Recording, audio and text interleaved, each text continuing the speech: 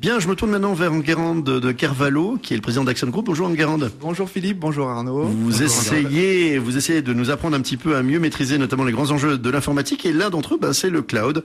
On en avait déjà parlé ensemble, est-ce qu'on peut en redonner une rapide définition? Oui, le cloud, c'est la possibilité pour une entreprise d'utiliser des ressources externes sans véritablement avoir à investir. Pour faire les choses courtes. Donc oui, on a décidé de revenir sur ce thème parce que c'est le tournant de la décennie, on peut dire, dans nos métiers. On a des modifications tous les 3 ans. Oui, c'est majeur là. Et là, c'est vraiment majeur. Alors, il y a 4 façons. Vous avez pris une espèce d'image qui est celui de l'immobilier, celle de l'immobilier, pour nous dire qu'il y a 4 façons finalement d'intégrer le cloud dans son informatique. Alors, première façon, c'est ce que tout le monde connaît. On est propriétaire d'une maison et de son terrain. Voilà. Là, c'est l'informatique traditionnelle. On a un ordinateur, enfin des ordinateurs, un serveur, des logiciels. Tout ça, ça nous appartient. Ça, c'est l'approche traditionnelle. Un peu version classique, on va dire. Old school, on va dire. Old school. Ensuite, on peut être propriétaire d'un appartement en copropriété. Voilà, tout à fait. Donc, vous êtes toujours propriétaire, mais cette fois-ci, vous êtes dans un immeuble, donc vous appartenez à une copropriété. Exemple. Alors ça donne quoi? Donc là, c'est assez simple. On a un serveur qu'on possède, mais on ne l'a pas chez soi. On le met dans un centre d'hébergement.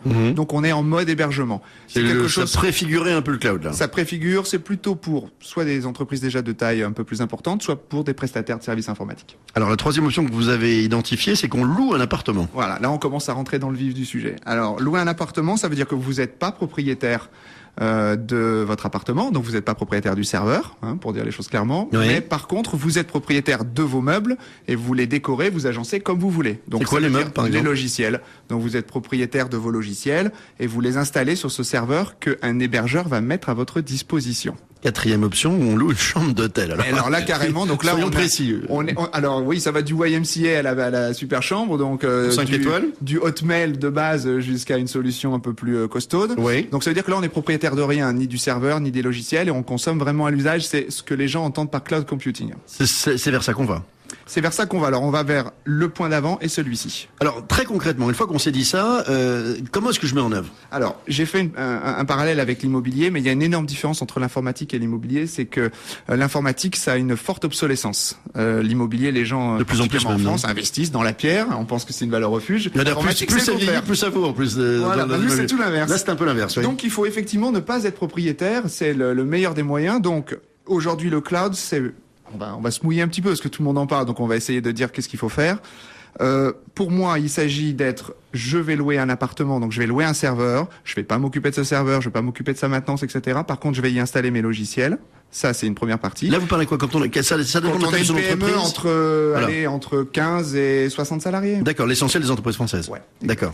Celles qui, d'après des statistiques, vont être 30 à 40% à utiliser un service cloud dans les 3 ans qui viennent. D'accord. Et puis, je complète avec des logiciels en mode SaaS, pardon pour le terme. Ça veut dire quoi, ça? Parce qu'on en parle tout le temps, mais le neuneu que je suis, c'est quoi le mode SaaS? C'est la chambre d'hôtel, Software as a Service. Je suis propriétaire de rien et je vais consommer un logiciel comme un service, traduction. Voilà, il est trop anglo-saxon, ce garçon. Un lit à votre service, si on faisait la traduction. D'accord. Alors, d'autres conseils très concrets, parce que vous vous mouillez aujourd'hui. Alors, le conseil concret, c'est de dire, attention, effectivement, pas se méfier quand on contractualise. Je vais prendre Google, puisqu'on va prendre un peu d'actualité aujourd'hui. Ils ont arrêté un service qui s'appelle Google Reader. Bien sûr, ça crée d'ailleurs beaucoup d'émoi. Donc, exactement. Donc, vous pouvez imaginer sur d'autres services plus critiques. Ça, c'est un service peu critique, mais on se l'imagine. Et puis, un deuxième sujet important qu'on oublie peu, quand on se parle peu, c'est la connexion Internet. Si on met les choses à l'extérieur, eh bien, il faut ce qu'on appelle dans le métier une bonne bande passante. Oui, parce que tout transite par là à partir de là.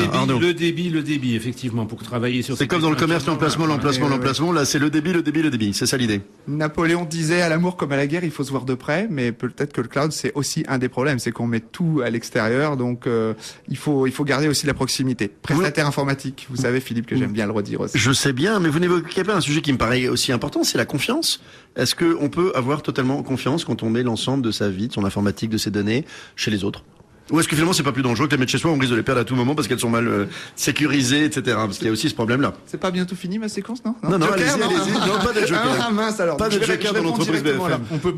On peut pas parler effectivement de cloud sans parler de sécurité. Oui, effectivement. Bien sûr qu'aujourd'hui on a des risques de mettre les choses à l'extérieur. On va découvrir les choses. Aujourd'hui, il y a eu des coupures, donc c'est un risque. Donc, pas mettre tous ses œufs dans le même panier. Pouvoir diversifier ses fournisseurs, regarder les contrats qu'on signe, faire attention à ce qu'on appelle la réversibilité des données, c'est-à-dire la capacité à récupérer les données qu'on a mis dans le nuage de manière à les avoir.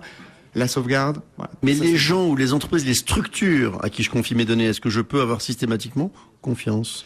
Est-ce que je sais ce qui se passe dans un entrepôt fourré quelque part au fin fond du Nevada? Si demain il y a un incendie, on va me dire oui, il y a trois backups dans tous les sens. Moi, je suis inquiet de nature. Ouais, Alors, vous avez raison de l'être. Donc c'est pour ça que j'ai mon leitmotiv qui consiste à avoir quand même un partenaire de proximité, quelqu'un qui va vous suivre, quelqu'un qui va vous accompagner, quelqu'un qui aura fait le travail à votre place de sélectionner les bons prestataires, qui aura du recul avec ses prestataires, qui aura déjà essuyé les plâtres à votre place. Donc le dernier kilomètre, j'en parle souvent, est primordial dans notre métier. Mais fondamentalement, et en dernière question, Enguerrand de Carvalho, globalement, il n'y a pas d'autre choix que d'être dans le cloud demain, quand on est une PME, ou quelle que soit l'entreprise qu'on En dirige. termes d'offres, Est-ce vous qu'il y a risquez de d'autres- l'avoir de moins en moins. Oui. Est-ce qu'il y a d'autres options, d'autres alternatives demain pour Non, pour aujourd'hui, celle-ci? c'est vraiment une orientation et un fait marquant. Oui. Petites ou grandes entreprises. Petites ou grandes entreprises. Bon, Un mot, Allez, la dernière. enguerrand.net. Voilà, tout simplement. Enguerrand.net, votre blog. Exactement. Et bientôt un bouquin? Bientôt un livre exactement sera un préfacé peut-être. Allez, on y Un va. vrai ou dans le connu. cloud, le bouquin? Ah non, un vrai. En vrai livre, mortar. un vrai livre papier dans le mortar. Merci Enguerrand, on se retrouve bientôt pour une nouvelle chronique. On marque une dernière pause.